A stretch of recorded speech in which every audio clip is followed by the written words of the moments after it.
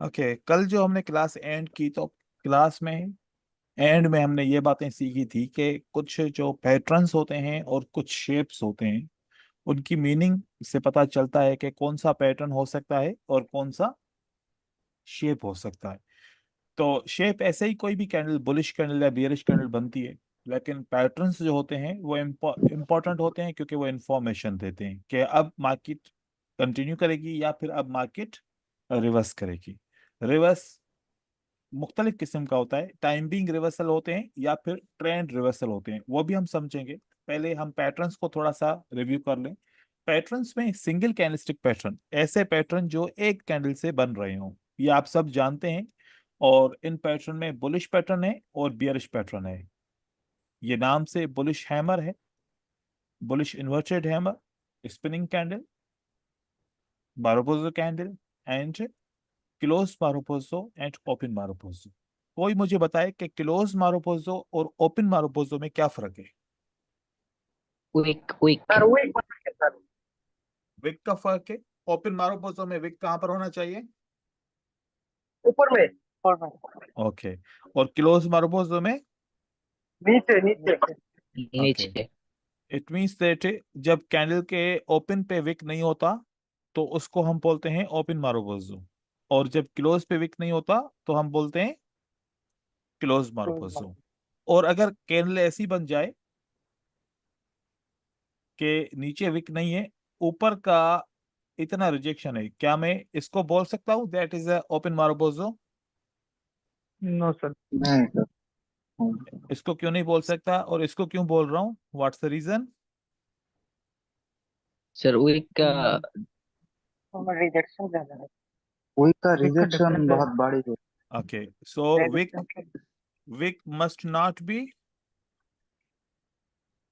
not be greater than body greater greater than half body.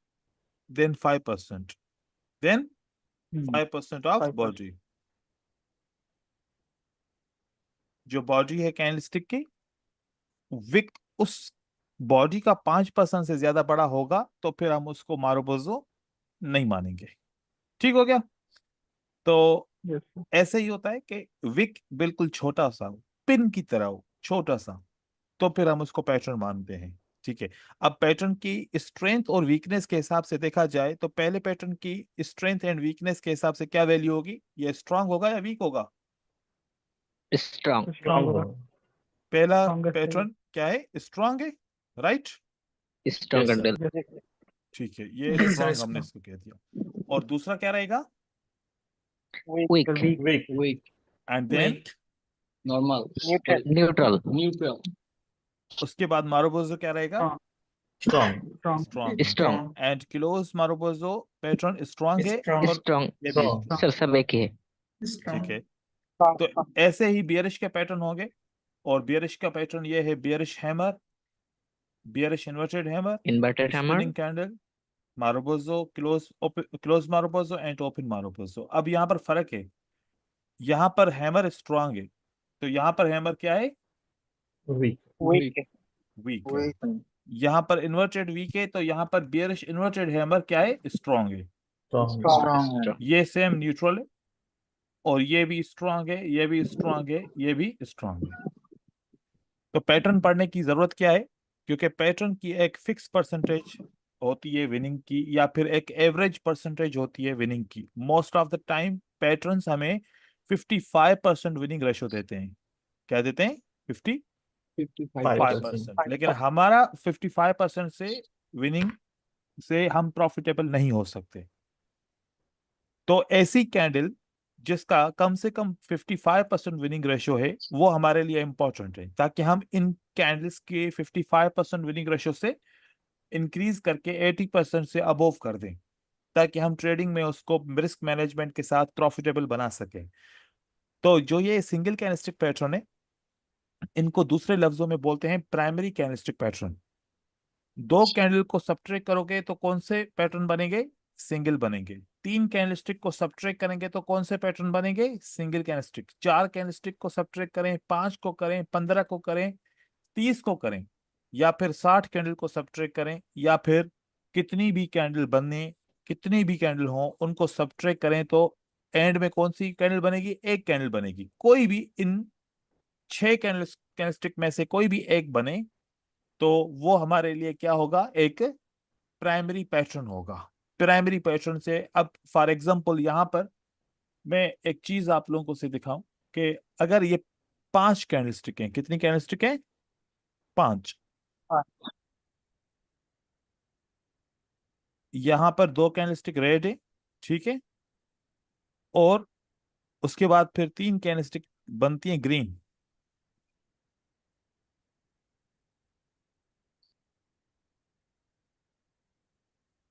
तो इसमें कौन strong है, कौन वीक है? बायर स्ट्रॉन्ग है। फायर स्ट्रॉन्ग सेलर हुई। सेलर वीक है। अब मैं इसको सब्ट्रैक्ट करूंगा, इसको सब्ट्रैक्ट करूंगा इस क्लोजिंग प्राइस, ये ओपनिंग प्राइस से, जहां तक इसको बायर ने क्रॉस किया, और यहां पर इस जगह से विक ये रहेगा, ठीक है, विक भी रहेगा साथ में। अब हम देखें कि हमारे 5 पास ये मिनट कौन सी कैंडल। कैंडल बनती है।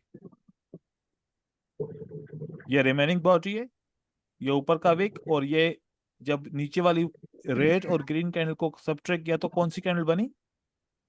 Pin bar. Pin bar pin bar है बार।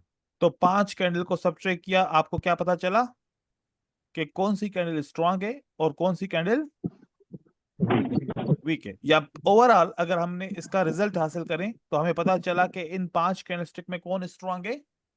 बायर स्ट्रांग है। Buyer strong. और अगर रिजल्ट ऐसा आता, फॉर एग्जांपल अगर रिजल्ट ऐसा आता तो कौन स्ट्रांग होता? Seller strong. Seller strong. Very nice. और अगर रिजल्ट आता ऐसा तो बायर क्या होते? वीक। क्विक। और सेलर को अब स्ट्रांग नहीं बोलते, लेकिन सिर्फ और सिर्फ ये बोलते कि बायर वीक है। तो अगर आपको शोर आ रहा है किसी की तरफ से पीछे माइक्रोफोन से, अगर कोई कितनी भी कैंडल हो, अगर वो आपको रीडिंग करने में दिक्कत हो रही है तो फिर क्या करना है? उन सारी कैंडलस्टिक को हम सब्ट्रैक्ट करेंगे, ठीक है। और जैसे ही सब्ट्रैक्ट करेंगे तो हमें एक कैंडल मिलेगी। एक कैंडल को तो रीड करना आसान है ना, कि ये स्ट्रांग है कि वीक है। Yes sir. ऐसे ही जो सिंगल कैंडलस्टिक पैटर्न है उनमें से कुछ कंटिन्यूएशन पैटर्न है, कुछ रिवर्सल पैटर्न है। तो रिवर्सल पैटर्न का काम क्या होता है और कंटिन्यूएशन कैंडलस्टिक का काम क्या होता है, ये हमारे लिए पिन बार से इसके ऊपर डिस्कस कर चुके हैं। यहाँ पर आप देखिए, ये रिवर्सल पैटर्न है और ये सिंगल कैंडलस्टिक रिवर्सल पैटर्न है, और ये सिंगल कैंडलस्टिक कंटिन्यूएशन पैटर्न है। कंटिन्यूएशन। तो पहला फर्क क्या है? कंटिन्यूएशन हैमर और रिवर्सल हैमर में क्या फर्क है? पहला पहला फर्क क्या है?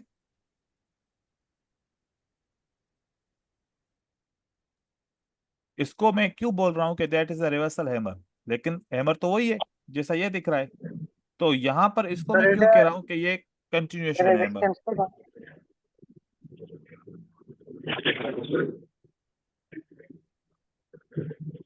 किसी की तरफ से बहुत आवाज आ रही है।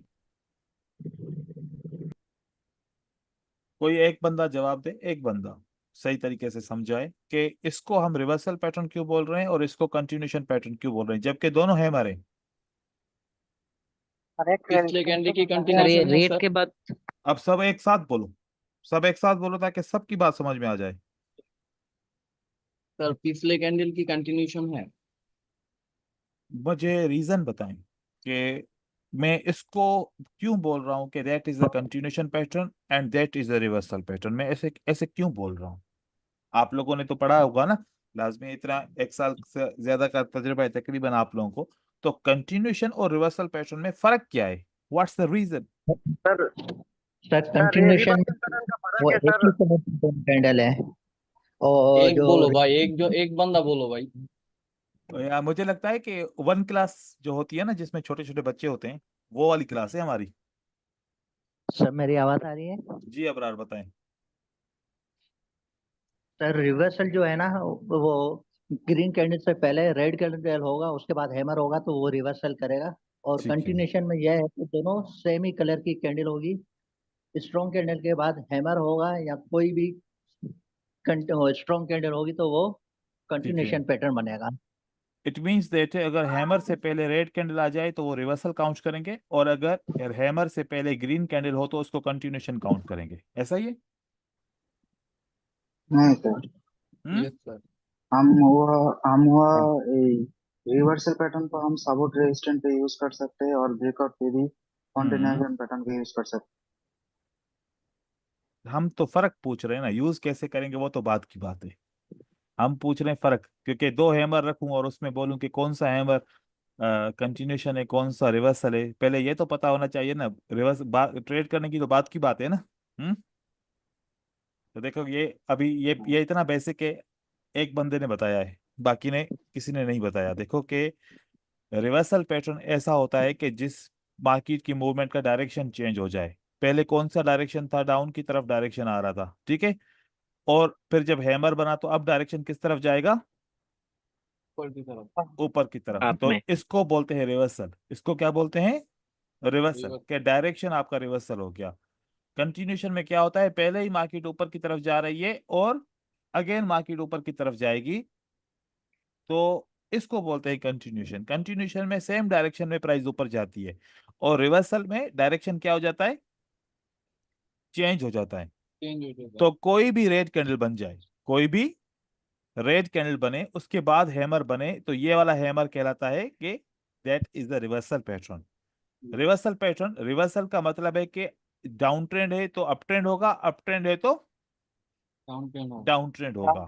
और कंटिन्यूशन में क्या है? अप ट्रेंड है तो अप ट्रेंड और कंटिन्यू करेगा, डाउन ट्रेंड है तो डाउन ट्रेंड और कंटिन्यू करेगा। ये इसकी खासियत है, ठीक है। अब यहां पर इसको हम बोलते हैं हैमर, इसको बोलते हैं इन्वर्टेड हैमर, इसको बोलते हैं स्पिनिंग बॉटम। स्प्रिंग इसको क्या बोलते हैं? Spinning bottom. बॉटम। क्योंकि क्लोज प्राइस के बाद बना है ना, सेलर की कैंडल क्लोज हुई है तो फिर स्पिनिंग कैंडल बनी है, तो इसलिए ये बॉटम पे बनी है। ये इसको बोलते हैं स्पिनिंग टॉप, क्योंकि क्लोज प्राइस ऊपर की तरफ है, टॉप हुआ है ना, उसके बाद ये है स्पिनिंग कैंडल बनी है, तो ये है आपके लिए कौन सा? स्पिनिंग टॉप, ठीक है। और ये वाला कौन सा है? स्पिनिंग। ये अगेन यहां पर स्पिनिंग टॉप है और यहां पर ये स्पिनिंग क्या है? बॉटम। बॉटम। बॉटम। तो ये फर्क जाहिर कीजिए, सबको स्पिनिंग टॉप नहीं बोलते। जो स्पिनिंग टॉप है उसको स्पिनिंग टॉप बोलेंगे, जो स्पिनिंग बॉटम है उसको स्पिनिंग बॉटम बोलेंगे। तो इस कैंडलस्टिक का जो नाम है वो स्पिनिंग नाम है। इसका नाम क्या है? Spinning. Spinning candle. Spinning candle नाम है। अब वो टॉप पे अपीयर होती है या बॉटम पे? वो टॉप और बॉटम कैसे हम फाइंड करेंगे? क्लोज प्राइस डाउन है, ओपन प्राइस ऊपर है, क्लोज प्राइस डाउन है तो spinning bottom. Close price top पे है तो ये spinning top, close price top पे है तो spinning top, close price bottom पे है तो स्पिनिंग बॉटम। बॉटम, ठीक है। तो ये फर्क है, एक फर्क ये हो गया। उसके बाद ये क्या है? अब इसको क्या बोले? बेयरिश हैमर बोले। Yes sir. बेयरिश हैमर ये है। अब इसको बोलेंगे हैंगिंग मैन। क्या बोलेंगे इसको? Hanging. Hanging man. Hanging man. Hanging man is a reversal pattern and bearish hammer यहां पर ये साइन ऑफ कंटिन्यूएशन दिखाएगा और एक जगह पे रिवर्सल का पैटर्न दिखाएगा। यहां पर अभी इसको आप बियरिश हैमर बोलोगे, गलत नहीं होगे, लेकिन इसका नाम रखा गया है हैंगिंग मैन, ठीक है। और यहां पर आपको इसको क्या इन्वर्टेड हैमर बोलोगे? इसको भी इन्वर्टेड पिन हैमर बार। बोलोगे? नहीं, इसको बोलेंगे हम शूटिंग स्टार। क्या बोलेंगे शूटिंग स्टार। इसको? Shooting star. Yes sir. Shooting. Shooting star. Shooting star. अब यहां पर शूटिंग स्टार नहीं बोलेंगे, यहां पर इसको बोलेंगे इन्वर्टेड हैमर, ठीक है। ये थोड़ा सा फर्क है। तो ये कौन से कैंडलस्टिक पैटर्न थे? एक तरफ रिवर्सल पैटर्न थे और एक तरफ कंटिन्यूशन। पैटर्न। क्या इसके अलावा कोई रिवर्सल पैटर्न या कंटिन्यूशन पैटर्न होते हैं? जी। कौन से होते हैं? Pin bars. क्या होते हैं? Pin bar. Pin bar. Pin bar. अगर ऐसा वाला पिन बार बन जाए तो ये भी कंटिन्यूशन साइन है। अगर ऐसा वाला पिन बार बन जाए तो ये भी कंटिन्यूशन साइन है। अगर ये इसमें तो पिन बार नहीं होगा, इन दो में अगर पिन बार ऐड करें तो वो भी कंटिन्यूशन साइन काउंट होंगे। अब देखो कि कंटिन्यूशन साइन का मतलब क्या होता है कि नेक्स्ट कैंडलस्टिक ऊपर की तरफ जाएगी। नेक्स्ट कैंडलस्टिक कहाँ जाएगी? ऊपर की तरफ। यहां से भी क्या जाए, कहाँ जाएगी? ऊपर की तरफ। यहां से भी ऊपर की कैंडलस्टिक तरफ। कहाँ जाएगी? ऊपर की तरफ। तो अगर मैं इन हैमर को ट्रेड करूंगा, ये hammer inverted hammer spinning candle को ट्रेड करूंगा, तो मुझे रिजल्ट मिलेगा 55%। कितना? 55%। और अगर मैं ग्रीन कैंडल के बाद वाले हैमर इन्वर्टेड हैमर और स्पिनिंग कैंडल को ट्रेड करूंगा, तो मुझे रिजल्ट मिलेगा 80%। Yes sir. लेकिन अभी इसमें एक और भी पॉइंट है, वो ऐड करेंगे तो फिर रिजल्ट और बढ़ जाएगा।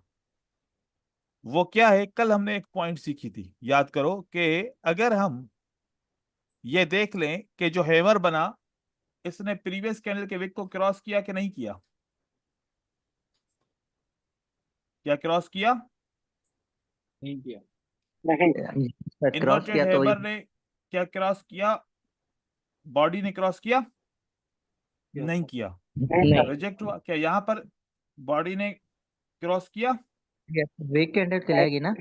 विक क्रॉस किया, विक क्रॉस को नहीं मानेंगे, बॉडी क्रॉस किया उसको मानेंगे। अब यहां पर इसका मतलब निकला कि buyers are unable to break their own wick. यहां पर क्या रिजल्ट निकला? Buyers unable to break their own wick. तो कल हमने क्या सीखा था? When buyers unable to break own wick, मतलब क्या होगा कि बायर स्ट्रांग है वीक है? वीक है सर। वीक हैं, ठीक है। लेकिन Yes, अगर ऐसा ना हो, अगर ऐसा ना हो, यहां पर विक हो, buyers are broken the wick by body, body it means that buyers are weak और strong. Strong. They looks strong, ठीक है। तो ये भी फर्क आएगा। अब हम अगर सिर्फ और सिर्फ देखो, अगर हम सिर्फ और सिर्फ बस ये सोचें कि भाई हैमर है, इन्वर्टेड हैमर है, स्पिनिंग कैंडल है, इसको फिर अगली कैंडल को ग्रीन बनना चाहिए, तो यह गलत हो जाएगा। ग्रीन बने तो क्यों बने? क्या विक को क्रॉस किया बॉडी ने?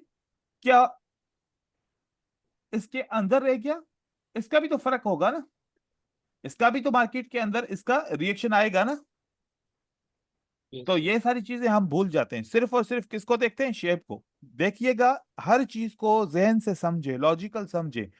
ऐसा नहीं समझो कि सर ने बोला ग्रीन के बाद हैमर है तो अगली कैंडल ग्रीन होगी, इसके बाद इन्वर्टेड हैमर है तो अगली कैंडल ग्रीन होगी। क्यों होगी? ऐसे सोचे। ये नहीं सोचे कि बस टीचर ने बोला कि अगली कैंडल ग्रीन होगी तो ग्रीन होगी। नहीं, क्यों होगी ग्रीन, ये जब तक क्लियर नहीं होगा तब तक आपको इसको अप्लाई नहीं कर सकेंगे। तो देखें कि ये ग्रीन कैंडल है, इस ग्रीन कैंडल से पहले अगर रेड कैंडल हो जाए, अगर पहले क्या हो जाए? एक रेड कैंडल, तो देखो कि ये रेड कैंडल और ग्रीन कैंडल मिला के एक पैटर्न बना रहा है। क्या बना रहा है? पैटर्न बना रहा है। और ये पैटर्न इंगल्फिंग कहलाता है। Helping engulfing three pattern out का सेटअप। मतलब होता है, इंगल्फिंग पैटर्न का मतलब क्या होता है? कि बायर Single- स्ट्रांग है, बायर ने सेलर को कंट्रोल किया है, ऐसा ही है। Yes sir. फिर हैमर आ गया, तो हैमर ने बोला कि वाकई में बायर स्ट्रांग है, क्योंकि उन्होंने सेलर को क्या किया है? कंट्रोल एंगल किया किया है। है।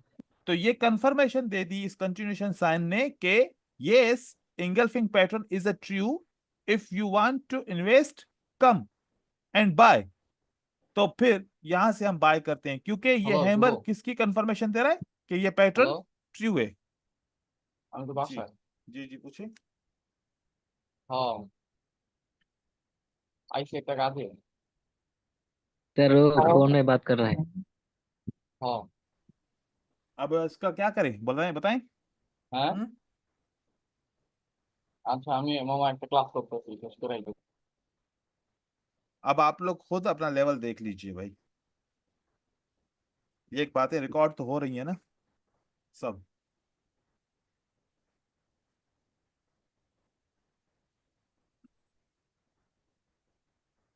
इसके बाद डबल कैंडलस्टिक पैटर्न की बात करते हैं।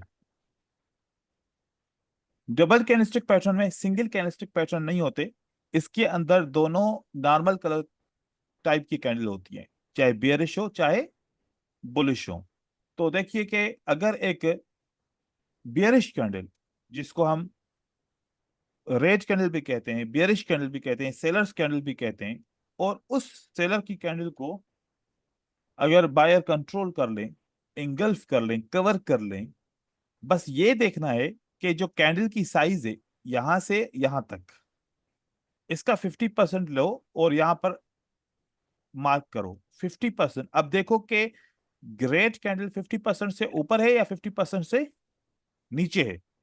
अगर 50% से ऊपर है सिर्फ उसको एंगल्फिंग बोलते हैं, सिर्फ और सिर्फ उसी पैटर्न को क्या बोलते हैं, बुलिश एंगल्फिंग। बुलिश और अगर ग्रीन कैंडल से रेड कैंडल की साइज 50% से छोटी हो तो फिर इसको क्या बोलेंगे, आउटसाइड आउटसाइड बार। आउटसाइड आउटसाइड बार। फर्क समझ में आया? आउटसाइड बार को और बुलिश इंगल्फिंग को क्या फर्क है, ये फर्क है सिर्फ और सिर्फ। और बस फिर उसके बाद अगर आउटसाइड बार का और एक कानून समझें तो 50% से नीचे हो और 25% से ऊपर हो। ये रेड कैंडल 25% से क्या हो, ऊपर, और 50% से नीचे। तो बहुत दफा आप लोगों ने ऐसा भी देखा होगा कि एक छोटी सी ऐसी मूवमेंट होती है रेड कैंडल की, ऐसी, और फिर उसके बाद एक ग्रीन कैंडल की बहुत बड़ी मूवमेंट होती है। क्या ये आउटसाइड बार हुआ? नहीं सर। और जो बंदा इसको आउटसाइड बार करके ट्रेड करेगा, it means this is not outside bar pattern. Outside bar pattern के लिए 50% से नीचे हो, चलो ये तो रूल सही है, लेकिन क्या 25% से ऊपर है? नहीं नो नहीं सर। नहीं मतलब फिर ये आउटसाइड बार नहीं है, ये आउटसाइड बार नहीं है। नहीं ठीक है। है, इस तरीके से हर पैटर्न का अपना कानून है। फिर उसके बाद देखिए, एक रेड कैंडल साइज में बड़ी है, उसके 50% से ये ग्रीन कैंडल बड़ी है तो उसको बोलते हैं पियर्सिंग लाइन। और अगर एक रेड कैंडल ग्रीन कैंडल 50% से छोटी हो लेकिन 25% से साइज में बड़ी हो तो उसको इनसाइड बार बोलते हैं। फिर उसके बाद एक रेड कैंडल के बाद एक ग्रीन कैंडल आ जाए, इसका ओपन और क्लोज में एक फर्क हो जंप का, उसको बुलिश हरामी कहते हैं। और यहां पर ये बेयरिश के पैटर्न है।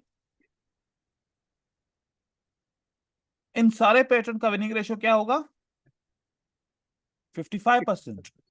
हम जितना भी पैटर्न होगा उसको रॉ में देखेंगे तो उसका विनिंग रेशियो क्या रहेगा, 55%। 55 का मतलब है कि जहां भी अप ट्रेंड में आए भी ट्रेड करो, डाउन ट्रेंड में भी आए ट्रेड करो, कंसोलिडेशन मार्केट में आए भी ट्रेड करो, हर जगह पे इन सारे पैटर्न को ट्रेड करो तो ओवरऑल विनिंग रेशियो क्या आएगा, 55। 55। तो फिल्टर करने का मतलब है कि बुलिश पैटर्न को अप ट्रेंड में ट्रेड करना चाहिए, बुलिश पैटर्न को सपोर्ट पे ट्रेड करना चाहिए, बुलिश पैटर्न को स्ट्रेटजी के साथ ट्रेड करना चाहिए, तो फिर ये विनिंग रेशियो बढ़ जाता है। अगर जहां पर भी देखो न सपोर्ट एंड रेजिस्टेंस, न ट्रेंड, न कंसोलिडेशन मार्केट, कुछ भी नहीं, सब कुछ पर सिर्फ पैटर्न देखो, कॉपी करो और ट्रेड करो, तो रिजल्ट क्या आएगा, 55%। 55%। ठीक है, तो अब ये जो बुलिश पैटर्न है इसमें एक कैंडल ऐड करूं स्ट्रॉन्ग, लेकिन स्ट्रॉन्ग तो हैमर भी है, स्ट्रॉन्ग तो हैमर भी है ना, हैमर ऐड नहीं करना। स्ट्रॉन्ग कैंडल मतलब के साइज में बड़ी होनी चाहिए, लाइक ऐसे, लाइक इस किस्म की साइज होनी चाहिए। साइज में कैंडल अगर साइज में बड़ी हो, बॉडी से बड़ी हो, बॉडी उसकी बड़ी हो, तो अगर वो ऐड करेंगे तो फिर क्या मिलेगा, यहां पर एक पैटर्न बनेगा जिसको बोलेंगे कि bullish engulfing plus one strong candle, it is a 3 outside up bullish pattern. ये भी पैटर्न है। तो पैटर्न के बाद अगली कैंडल ग्रीन बनेगी, कितना चांस है, 55% चांस है कि यहां पर इसके बाद क्या बन सकता है, ग्रीन भी बन सकता है, और इसके बाद क्या बन सकता है, और कैंडल रेड भी बन सकता है। ठीक है, तो ग्रीन भी बन सकती है, रेड भी बन सकती है। तो रेड के चांसेस कितने हैं, सर रेड के ज्यादा है रिट्रेसमेंट की वजह से। 45। 5%। ज्यादा, फिर भी ग्रीन के चांसेस होंगे। ठीक है, होगा सर। क्योंकि 55% है, वो ज्यादा है 10%, और 45% क्या है, रेड कैंडल के चांसेस है। मैं हम आपको तो बताएंगे कि कब होंगे ये रेड कैंडल, कब होगा कब नहीं होगा।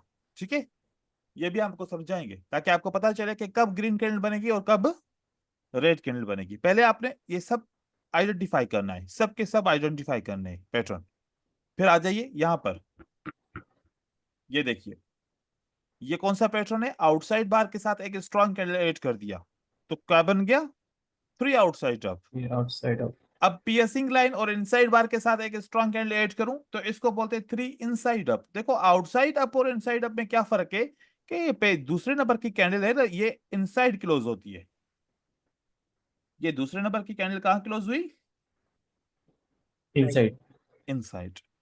अब यहां पर मैं एक आपको और चीज बताऊं, बहुत इंपॉर्टेंट है। जब ये रेड कैंडल बड़ी बनी साइज में, जब ये ग्रीन कैंडल बनी, तो ये बड़ी कैंडल क्यों बनी, बड़ी कैंडल क्यों बनी और ये कब कब बनेगी, ग्रीन कैंडल कब कब बनेगी और इसके बाद फिर रेड कैंडल क्यों आएगी, इसकी कहानी समझाऊं आप लोगों को, ठीक है। देखो सबसे पहले इस बात को समझो, क्या CRT, ये इसको क्या बोलते हैं, कैंडलस्टिक रेंज थ्योरी। थ्योरी।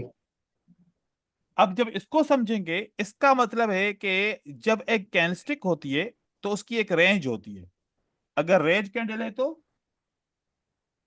इसकी एक रेंज है, वो रेंज क्या कहलाती है, means high to low low, this is the range of the candle. और अगर ग्रीन कैंडल हो तो उस ग्रीन कैंडल की रेंज कैसे होगी, जरा high to low low, this is the candlestick range. ये क्या है, कैंडलस्टिक रेंज है। रेंज अब दो किस्म के पैटर्न होंगे, कैसे, कितने पैटर्न होंगे, दो किस्म के पैटर्न होंगे। एक ऐसा पैटर्न होगा कि जो ग्रीन कैंडल के विक को ऊपर से क्रॉस नहीं करेगा, for example like that one. क्या ग्रीन कैंडल के ऊपर वाले विक को इस कैंडल ने क्रॉस किया, इसके विक ने क्रॉस किया, नो सर नहीं किया। या फिर अगर ऐसे बने, क्या ग्रीन कैंडल के विक को इसने क्रॉस किया ऊपर से, नो सर नहीं किया। अब एक और पैटर्न बना रहा हूं जो ग्रीन कैंडल साइज में बड़ी है, ये मेंशन कीजिए, ये बहुत जरूरी है कि ग्रीन कैंडल साइज में बड़ी है। अब यहां पर एक रेड कैंडल आती है और वो क्या करती है, इसके विक को क्या करती है, मार्केट क्रॉस करती है, सही हो गया।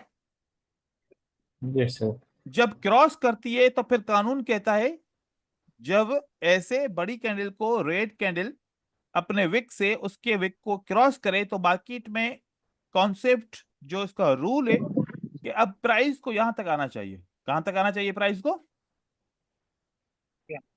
लो ये कौन सी प्राइस है, ये कौन सी लेवल है, लो, यहां लो तक प्राइस को एट एनी कॉस्ट आना चाहिए, एट एनी कॉस्ट आना चाहिए। सर लेकिन इसका मतलब ये नहीं है कि अगली कैंडल रेड बनेगी, अगली कैंडल रेड बनेगी और रेड बनती जाएगी फिर जाके इसको टच करेंगी, नहीं, इसका ये मतलब नहीं है। हाँ कभी कभार होगा कि रेड कैंडल बनेगी और नीचे आएगी, लेकिन कभी कभार ऐसा भी हो सकता है कि प्राइस ऊपर इस लेवल को ब्रेक नहीं करेगी जब तक प्राइस नीचे वाली लेवल को, जब तक प्राइस नीचे वाली लेवल को टच नहीं करती, नीचे वाली जो लेवल है इसको जब तक प्राइस टच नहीं करती तब तक प्राइस वापस ऊपर नहीं जा सकती। अब क्या प्राइस ने टच कर लिया नीचे वाले लेवल को, अगर Yes, चाहे sir. तो प्राइस नीचे कंटिन्यू करे, अगर चाहे तो प्राइस ऊपर की तरफ चली जाए। लेकिन आपने यह समझना है कि जब आपको यह पता चल जाए कि एक बड़ी ग्रीन कैंडल को उसके विक को सेलर ने ऐसे क्रॉस किया, तो अब प्राइस का टारगेट क्या है, यहां पर। अब आप समझ रहे होंगे कि इसको हम कैसे यूज करें, हम एनालिसिस करके ट्रेड करते हैं ना। Yes sir. अब आप लोग गौर से सुनिएगा, ये बहुत इंपॉर्टेंट बात कर रहा हूं, गौर से सुनिएगा। अगर 4 घंटे की कैंडल है, ये ग्रीन कौन से टाइम फ्रेम की कैंडल है, 4 घंटे 4 घंटे की कैंडल है, तो 4 घंटे की कैंडल दूसरी वाली ने उसके विक को क्रॉस किया, तो अब 4 घंटे वाली कैंडल के हिसाब से प्राइस को कहां पर टच करना है? लो। इट मीन्स दैट आने वाले 4 घंटे या 5 घंटे या 8 घंटे या 10 या 12 घंटे मार्केट में क्या रहेगा? Bearish movement. बेरिश मूवमेंट रहेगा। बात समझ में आ रही है? तो यस सर। एक हमें एनालिसिस मिली कि आने वाले 4 घंटे में क्या रहेगा मार्केट में? Bearish movement. बेरिश मूवमेंट रहेगा। और अगर फॉर एग्जांपल 4 घंटे की कैंडल ऐसी बने कि जिसको बायर नीचे से क्रॉस करें, कौन क्रॉस करे नीचे से? बायस। बायर्स क्रॉस करें, तो फिर अब आने वाले 4 या 8 घंटे तक मार्केट कहां रहे, क्या करेगी? उसको बुलिश हाई रहेगी तक सर। टच करना है। तो मार्केट में एक एनालिसिस मिली कि मार्केट कहां तक जाएगी? ऊपर तक तो जाएगी। Yes sir. अगर ये 1 घंटे की कैंडल हो तो 1 घंटे तक तो या 2 घंटे तक मार्केट नीचे गिरेगी, यहां से मार्केट ऊपर जाएगी। अगर ये 15 मिनट की कैंडल है तो 15 मिनट तक मार्केट नीचे आना ही चाहिए कम से कम। बात समझ में आ रही है? Yes sir. तो ये क्या बन गई हमारे लिए? एक एनालिसिस बन गई कि हम ट्रेंड को आइडेंटिफाई कर सकते हैं कि कितनी देर तक ट्रेंड नीचे रहेगा, कितनी देर तक ट्रेंड ऊपर ऊपर रहेगा। रहेगा। हम ये नहीं जरूरी ये नहीं है कि हम सिर्फ 1 मिनट के ऊपर देखें तो अगली कैंडल रेड मिल जाए तो मैं सेल का ट्रेड कर लूं। वो तो है ही है, वो तो आप कर लेंगे, लेकिन एनालिसिस भी तो मिली ना कि 4 घंटे तक मार्केट या 8 घंटे तक मार्केट कहां जाएगी, या यहां पर 4-8 घंटे के लिए मार्केट कहां जाएगी। ये बहुत बड़ी एनालिसिस है। इससे आपको क्या पता चलेगा कि आप कौन से ट्रेंड में अब हैं और आप क्या एक्सपेक्ट कर रहे हैं कि कौन सा ट्रेंड चलेगा। ठीक है, तो ये बहुत इंपॉर्टेंट पॉइंट है। ये सीआरटी का कॉन्सेप्ट आगे चल के भी पढ़ेंगे हम, अभी आप थोड़ा ज़हन नशीन कर लो, थोड़ा थोड़ा करके पढ़ेंगे आगे, इसकी स्ट्रेटजी भी आप लोगों को सिखाऊंगा। तो सीआरटी का मतलब क्या होता है कि एक बड़ी कैंडल हो, अगली कैंडल उसके विक को क्या करे, क्रॉस करे, तो फिर टारगेट क्या होता है मार्केट का? नीचे की लेवल।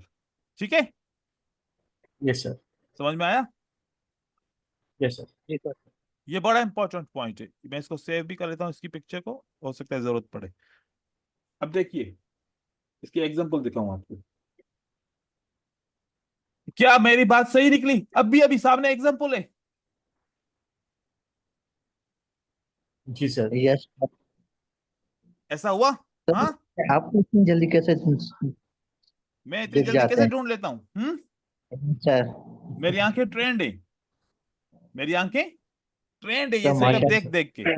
ठीक है, एकदम से। और वैसे भी जो है ना, जब कोई भी चीज पढ़ाता हूं तो वो मार्केट के सामने ही होती है। ठीक है, अब यहां पर देखिए, ये छोटी कैंडल है लेकिन फिर भी कॉन्सेप्ट के हिसाब से रेड कैंडल के ने ग्रीन कैंडल ने रेड कैंडल के इसको विक को क्रॉस किया, तो लॉजिकली प्राइस को यहां पर जाना चाहिए। क्या प्राइस गई यहां तक? Yes sir. ठीक है, इस तरीके से। ये तो 1 मिनट की कैंडल है, यहां पर हमें इतना कुछ नहीं मिलेगा। अब यहां पर चेक कीजिए, ये इस वीक ने किसने क्रॉस किया बोलो? बायर ने किया। बायस ने। तो प्राइस यस को इस जगह पे जाने चाहिए था। क्या गई प्राइस यहां तक? देन मार्केट नीचे की तरफ आई है। ठीक है, देखो, यस सर। ये आपके सर, सामने ऐसा कॉन्सेप्ट है। कर रहे हैं, क्या? ऐसा लग रहा है जैसे आप जादू कर रहे हैं। नहीं, जादू नहीं है, आंखें। ये मार्केट का कॉन्सेप्ट है। ये देखो, यहां पर क्या है, मार्केट यहां तक आई, यहां पर देखो बायर ने क्रॉस किया, मार्केट यहां तक आई। ठीक आई है, सर। तो बिल्कुल इस तरीके से ये 1 मिनट पे। हम अब इसको 4 घंटे पे देखते हैं। कहां पर देखते हैं? 4 घंटे के ऊपर। ये मेरी सबसे बेस्ट स्ट्रेटजी है फॉरेक्स में, मैं इसके ऊपर ट्रेड करता हूं सिर्फ और सिर्फ। अब देखो, ये देखो, क्या इसने इसको क्रॉस किया? किया सर। अगली कैंडल इसके लो तक आई या नहीं आई बोलो? ये आई 4 सर। घंटे का डाउन ट्रेंड बना, यस और सर। इसके अंदर हजारों ट्रेडर्स ने ट्रेड किया होगा, पता नहीं कितने लाखों डॉलर कमाए होंगे, क्योंकि उनको पता है कि ये वाली कैंडल रेड बनेगी और इसके ओपन प्राइस तक मार्केट जरूर आएगी। लेकिन आप लोग देखो कि बाइनरी ऑप्शन में आपको पता चल गया ना कि 4 घंटे तक क्या रहेगा मार्केट में? डाउन ट्रेंड रहेगा। तो आप अपनी डाउन ट्रेंड की स्ट्रेटजी यूज कर सकते हो। आप ट्रेंड की स्ट्रेटजी अगर अप ट्रेंड का बनता है तो वो यूज कर सकते हो। 1 घंटे के ऊपर दिखाता हूं आप लोगों को, 1 घंटे का सेटअप ये जहां तो पर बने। लिक्विडिटी हैंड का कॉन्सेप्ट ना सर? हाँ, ये वही है, वही वाला सिखाया आपको। देखो कि यहां पर ऑलरेडी देखो ये छोटी कैंडल है ना, ये वाला काउंट नहीं करेंगे हम। ये तो ऑलरेडी पहली कैंडल ने ही ब्रेक कर दिया टारगेट को, ठीक है। हमने देखना है कि वो वाली कैंडल बने जिसमें पहली कैंडल साइज में क्या हो, बड़ी हो, ठीक है। ये हायर टाइम फ्रेम पे बहुत कम बनती है, हमें पता है कि कौन से टाइम पे बनती है ये। यहां पर देखिए, यहां पर क्या हुआ, क्रॉस किया और इसको क्रॉस किया, एक ये बड़ी कैंडल बन गई। फिर आप सोच रहे हैं कि यहां पर क्यों नहीं बनी, ठीक है। देखिए यहां पर नहीं बनी, फिर यहां पर तो बनी, यहां पर इसने टच किया। फाइनली देखो प्राइस को नीचे की तरफ आना होता है, और फाइनली आप देखो कि जब ये बनी तो चाहे प्राइस ऊपर चली जाए, लेकिन कानून के मुताबिक इस को टच करना है किसी भी सूरत में, इसको टच किसी भी सूरत में करना है, सर। नहीं तो मार्केट ऐसे ऊपर नहीं जाएगी जब तक इसको टच नहीं करती, ठीक है। तो अभी इसके बहुत सारे, सर ये फंडिंग कैंडल है? नहीं इसको फंडिंग कैंडल नहीं बोलते, फंडिंग कैंडल का अच्छा। कॉन्सेप्ट दूसरा है। वो फिर हम, जब हमारा वो टाइम आएगा तो फिर आपको वो बताऊंगा कि फंडिंग कैंडल क्या होती है, ठीक है। ये ये जो है ये सीआरटी का कॉन्सेप्ट है। किसका कॉन्सेप्ट है? सीआरटी। क्योंकि सीआरटी में दो चीजें पढ़ी हमने, कि सीआरटी में के अगर ऐसी कैंडल बने तो टारगेट का पता चलता है, और उसकी बाद की कैंडल को भी हम ट्रेड कर सकते हैं, या फिर हम 5 मिनट के लिए भी एंट्री कर सकते हैं। बहुत सारी स्ट्रेटजीज इससे बन सकती हैं। पहले हम बेसिक तो क्लियर करें, फिर हम स्ट्रेटजीज की तरफ भी जाएंगे। तो ये मैं इसलिए बता रहा था कि ये 3 इनसाइड के बाद ये बड़ी कैंडल क्यों बनी, बात इसके ऊपर आई थी, ठीक है ना। बात आई यस थी सर। इसके ऊपर कि ये ऊपर क्यों जा रही है कैंडल, ये क्योंकि इसने ऐसे किया होगा। मैंने वैसे विक नहीं क्रॉस किया, लेकिन अब मैं आपको बता रहा हूं कि ये ऐसा विक क्रॉस होगा तो प्राइस इस वजह से यहां तक जाती है, और फिर रिट्रेसमेंट कैंडल आती है। देखो कानून कैसे बना हुआ है कि जब अगर ऐसे कैंडल बने, उसने अपना टारगेट पूरा किया, टारगेट पूरा किया तो अब प्राइस को वापस आना है, कहां तक आएगा, यहां तक आएगा, अपना रिट्रेसमेंट पूरा करेगा। रिट्रेसमेंट इसलिए आता है मार्केट का, रिटेस्ट करने के लिए आता है, देन मार्केट ऊपर की तरफ जाती है। तो ये चीजें बहुत इंपॉर्टेंट है जो हम आगे चल के भी सीखेंगे इनको। फिर 3 आउटसाइड डाउन आ गया, ये भी पैटर्न है। देन 3 इनसाइड डाउन आ गया, ये भी पैटर्न है। फिर हमारे लिए एक और पैटर्न है जिसको हम मॉर्निंग स्टार और इवनिंग स्टार बोलते हैं। मॉर्निंग स्टार में क्या होता है कि पहले बियरिश की मूवमेंट होती है। किसकी मूवमेंट होती है? बेयरिश। ये बियरिश का मूवमेंट, मतलब बियरिश का ट्रेंड है, बियरिश का ट्रेंड है। तो हमने आखिरी कैंडल को देखा कि कौन स्ट्रांग है, सेलर स्ट्रांग है। तो फिर बाज़ औक़ात क्या होगा कि सेलर ही अपनी कैंडल को ब्रेकआउट करने में फेल हो जाएगा, तो अब सेलर क्या हो गया, वीक हो गया। तो फिर बायर आता है कि क्या करता है, इनको कंट्रोल करता है। बायर ने क्या किया, इनको कंट्रोल किया। It means that's a morning star, कि ये एक रिवर्सल की निशानी बनी है कि सेलर वीक हो गए और बायर ने इनको क्या किया है, कंट्रोल किया। तो मॉर्निंग स्टार बहुत सारे तरीके से बन सकता है। मॉर्निंग स्टार ऐसा भी बन सकता है कि एक रेड कैंडल बने, 2-3 एग्जांपल दे रहा हूं, और इसका उलट इवनिंग स्टार रहेगा। देखिए कि अगर ऐसा भी हो सकता है कि यहां पर बुलिश की कैंडल आ जाए। अब बुलिश की कैंडल, ये कौन सा कॉन्सेप्ट है बताओ, क्या सीआरटी का कॉन्सेप्ट है? अगली कैंडल कहां यस जाएगी, सर। इस टारगेट तक तो जाएगी ना। Yes sir. तो क्या बन गया मार्केट के अंदर, मॉर्निंग स्टार बन गया ये वाला। सीआरटी। या फिर कभी कभार ऐसे होगा कि अगर ये वाली कैंडल इसको ब्रेक नहीं करती तो अगली कैंडल आती है, वो मार्केट को ऐसे की तरफ लेके जाती है, ये भी मॉर्निंग स्टार है। तो मॉर्निंग स्टार में जो कॉन्सेप्ट है उसको बस समझो, क्या डाउन ट्रेंड में सेलर वीक हो गए, बायर ने उनको कंट्रोल किया। अप ट्रेंड में बायर वीक हो गया, सेलर ने उनको कंट्रोल किया। तो इस तरीके से 3 कैंडल से ऐसा सेटअप बने तो उसको बोलते हैं हम मॉर्निंग स्टार या फिर इवनिंग स्टार। और मार्केट के अंदर बहुत अवेलेबल है ये पैटर्न। अब मार्केट के अंदर पैटर्न है, उसको मैं आप लोगों को टेस्ट ले रहा हूं। कि आप लोग मुझे बताओ कि कौन सा पैटर्न, कौन कौन कौन से पैटर्न है। तो यहाँ पर वही 1 मिनट के ऊपर जा रहे हैं, बहुत ज्यादा पैटर्न सीआरटी देखेंगे। का मतलब क्या है? Candlestick range theory. यहाँ पर देखिए, अभी हमने इवनिंग स्टार और मॉर्निंग स्टार के बारे में डिस्कस किया। तो यहाँ पर मुझे ये इवनिंग स्टार दिखता है, और यहाँ पर फिर मुझे एक इवनिंग स्टार दिखता है। देखो कि बायर वीक हो गए और सेलर ने उनको क्या किया, कंट्रोल कंट्रोल किया। किया। बायर वीक, बायर, अब यहाँ पर आपको दिख रहा है कि बायर तो स्ट्रांग है भाई। बायर स्ट्रांग है तो फिर ग्रीन कैंडल क्यों नहीं है? सेलर की कैंडल आ गई, इसका मतलब है बायर वीक हो गए ऑटोमेटिकली। ठीक है, तो ये आपके लिए ये भी इवनिंग स्टार है। ऐसे बहुत सारे पैटर्न आपको मार्केट में दिखते हैं, और कुछ पैटर्न नहीं भी होते। यहां पर कोई भी मॉर्निंग स्टार इवनिंग स्टार इसमें नहीं है। लेकिन अगर और कोई पैटर्न देखूं, तो ये वाला पैटर्न कौन सा है? हम्म, तो बुलिश हरा नहीं बुलिश, बुलिश हरामी का जंप ऊपर होता तो है, इसको पियर्सिंग लाइन, पियर्सिंग लाइन बोलते हैं। ये पियर्सिंग लाइन है पैटर्न। ठीक पियर्सिंग है लाइन, पियर्सिंग लाइन। जी। अब अगर इस पैटर्न की बात करूं, तो ये कौन सा पैटर्न है? बियरिश एंगल है। बेयरिश ये एंगल वाला, पियर्स, बियरिश एंगल है। ये वाला शक नहीं, बाकायदे जो है ना, उससे यकीन के साथ बोलो, ये वाला कौन सा पैटर्न है? आउटसाइड बार, देखो ये 50%, ये 25%, 25% जितना है, 5%, it means it's outside bar, it's outside bar. Outside इसका Outside bar। 50% लिया, तो ये वाला पैटर्न क्या है? आउटसाइड बार है, एंगल्फिंग है? Angle angle finger. फिंगर। देखो आउटसाइड बार है 50% से नीचे। नहीं नहीं, आउट आउट आउटसाइड, आउटसाइड बार, आउटसाइड। ठीक हो गया, ये क्या है? ये आउटसाइड बार है। आउटसाइड बार। जी, आउटसाइड बार में और इंगल्फिंग में फर्क कीजिए। इंगल्फिंग मोस्टली क्या करता है? ट्रेंड को रिवर्स कराता है, और आउटसाइड बार ट्रेंड को रिवर्स करवाता है। आउटसाइड बार इस ट्रेडेबल पैटर्न नहीं है, इतना अच्छा पैटर्न नहीं है। क्या इसको बोल सकता हूं कि दैट्स आउटसाइड बार? यस और no not? No very no nice. Sir, क्या ये वाला भला? No no sir. खाली इसको बोलूं, इन दो कैंडल को, कि this is the yes outside sir, bar, right? Yes sir. Yes sir. Okay, तो ऐसे पैटर्न्स को आइडेंटिफाई करना है। अब देखिए, ये बहुत इंपॉर्टेंट कॉन्सेप्ट है, इस सेटअप को याद रखिए। ये सेटअप जब भी मिलेगा, श्योर शॉट सेटअप मिलेगा। जब हम ट्रेडिंग कर रहे हैं, इसके बारे में आपको बताएंगे।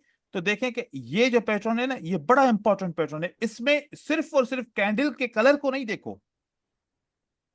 अब मैं आपको इसकी थोड़ी सी कहानी समझाऊं कि देखने का अंदाज क्या होता है और पैटर्न काम क्यों करता है। देखो, सबसे पहले क्या हुआ कि सेलर आया और उसने एक सपोर्ट बनाई। सेलर और बायर ने मिलकर क्या बनाया? सपोर्ट। सपोर्ट बनाई। दोबारा सेलर ने ट्राई किया। दोबारा सेलर ने क्या किया? ट्राई किया। क्या इस सपोर्ट को ब्रेक कर पाया? No sir. नहीं। तो इसका नो सर, मतलब क्या निकला? बायर की तरफ मैसेज किया कि सेलर तो वीक है, वो तो सपोर्ट को ब्रेक ही नहीं कर पाते, नहीं कर पाए। पहले सेलर स्ट्रांग थे, दूसरी बार सेलर ने ट्राई किया, सपोर्ट को ब्रेक करने की कोशिश की, क्या कर पाए? नहीं। तो मैसेज किसके नहीं। पास गया? बायर्स के। बायर के पास गया। तो बायर एंटर हुआ मार्केट में और अगली कैंडल कंटिन्यू करेगी। तो यहां पर ये वाला जो पैटर्न है, अब ये आउटसाइड बार तो नहीं है, लेकिन हम बुलिश की स्ट्रेंथ तो के काउंट कर सकते हैं कि सेलर को कंट्रोल किया बायर ने। पैटर्न कोई भी ना हो, लेकिन यह है कि अगली कैंडल कंटिन्यू करती है। अब याद रखिए कि जब मैं आपको क्या दिखा रहा हूं, कि जब सपोर्ट को कौन ब्रेक नहीं कर पाए? सेलर। दूसरी बार सेलर्स। उसी वक्त ही ब्रेक ना कर पाए, तो बायर कंटिन्यू करेगा। कौन कंटिन्यू करेगा? बायर्स। इस रेजिस्टेंस को कौन ब्रेक नहीं कर पाया? बायर्स ने। तो सेलर का पैटर्न बना, तो अगली कैंडल किसकी बनेगी? सेलर की। सेलर की। अब इस तरीके से मैं आपको दिखाते जाऊं, ठीक है?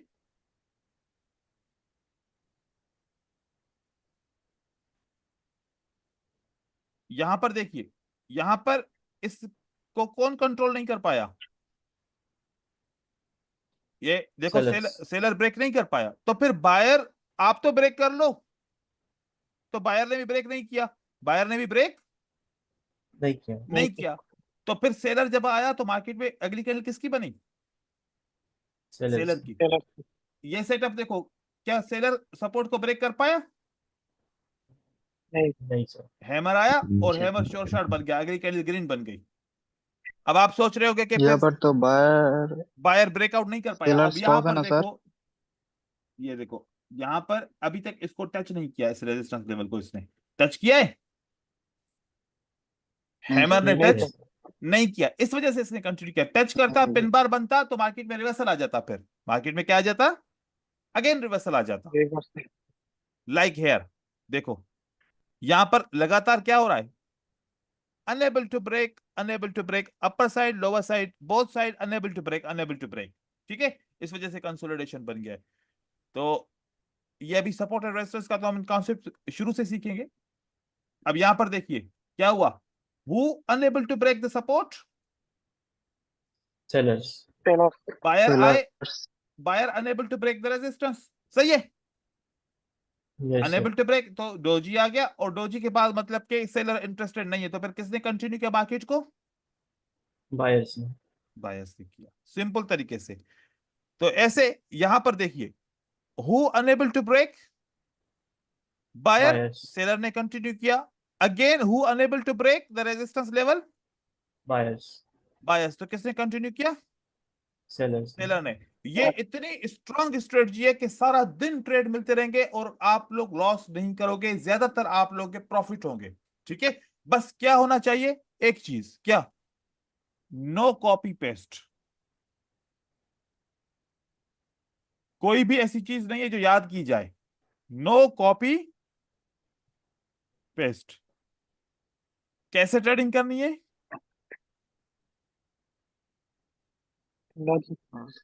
लॉजिकल।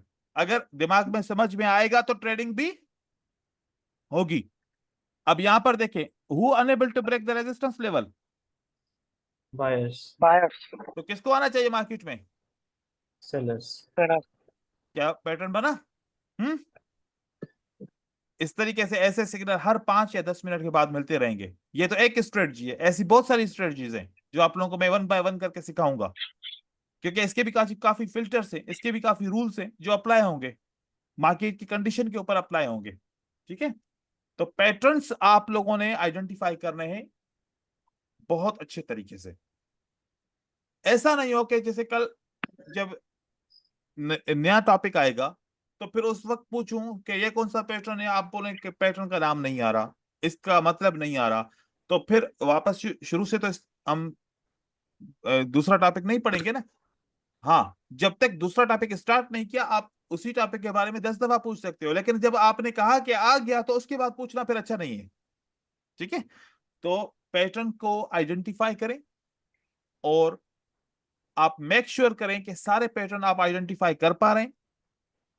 सीआरटी को हर एक बंदा सीआरटी के कॉन्सेप्ट के कम से कम 20 एग्जांपल, जिसमें 10 बाय के 10 सेल के एग्जांपल आइडेंटिफाई करे, डिफरेंट पेयर के ऊपर। सब एक ही पेयर के ऊपर नहीं करो कि सारे एग्जांपल एक जैसे हो जाएं, अलग अलग पेयर के ऊपर आइडेंटिफाई करो। ओटीसी मार्केट में नहीं करना, ये कहां पर करना है? रियल मार्केट के अंदर।